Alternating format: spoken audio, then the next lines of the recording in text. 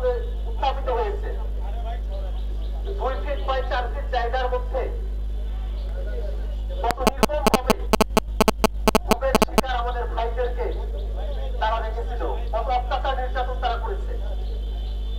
তার ওই ধারাবাহিকতা ছিল জুলাই 24-এর যে অভ্যুত্থান, সেই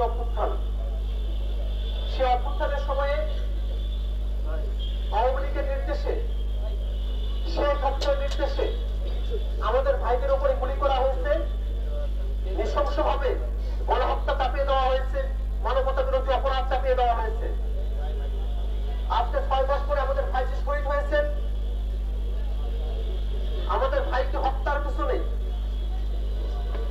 যারা সক্রিয়ভাবে থেকেছে, যারা হুমকি দিয়েছে, পরিকল্পনা করেছে, তারা সকলে ওই পতিত ফ্যাসিবাদী আওয়ামী লীগ। বাংলাদেশে যারা গণহত্যা চাপিয়ে দিয়েছে, আমাদের ভাইদেরকে এখনো শহীদ করছে, সেই আওয়ামী লীগ বাংলাদেশে রাজনীতি করবার আর বিন্দু পরিমাণ কোনো অধিকার রাখে না। আমরা স্পষ্টত দাবি জানাই, আমাদের শহীদ ভাইয়ের লাশের শপথ নিয়ে আমরা বলছি, আওয়ামী লীগ বাংলাদেশে যদি কোনো অপ্রীতিকর ঘটনা ঘটাবার চেষ্টা করে,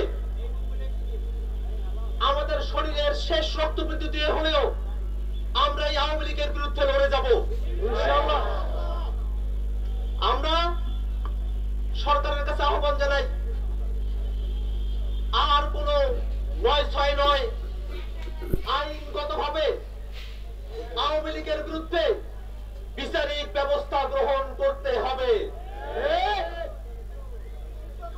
আওয়ামী লীগের রাজনীতিকে বাংলাদেশে চিরতরে নিষিদ্ধ ঘোষণা করতে হবে। আমরা বাংলাদেশের ছাত্র জনতা, আমরা সরকার যদি সিদ্ধান্ত নেয়, সেই সিদ্ধান্তের পক্ষে রাজপথে আমরা আমাদের উপস্থিতি জানান দেব। কিন্তু কোনোভাবেই বাংলাদেশের রাজনীতিতে এই গণহত্যাকারী, মানবতা বিরোধী অপরাধী এই আওয়ামী লীগকে আমরা আর ফিরতে দেব না। আমরা আরো দাবি জানাতে চাই, বাংলাদেশের এই খুনের ঘটনাগুলো যার নির্দেশে সংঘটিত হয়েছে, আজকে জাতিসংঘের রিপোর্ট আপনারা পেয়েছেন, সেখানে স্পষ্টভাবে এসেছে ওই খুনি শেখ হাসিনা নির্দেশ দিয়ে বাংলাদেশে গণহত্যা চাপিয়ে দিয়েছিল, মানবতা বিরোধী অপরাধ সংঘটিত করেছিল। ভারতেই থাকুক আর যেখানেই থাকুক,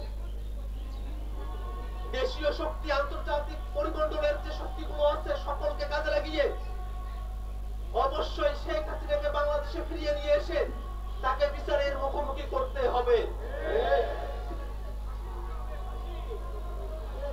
বাংলাদেশে আমরা বিশ্বাস করি, যদি একটি ফেয়ার ট্রায়াল হয়, ওই ফেয়ার ট্রায়ালে, ওই ন্যায্য বিচারে শেখ হাসিনার সর্বোচ্চ সাজা নিশ্চিত।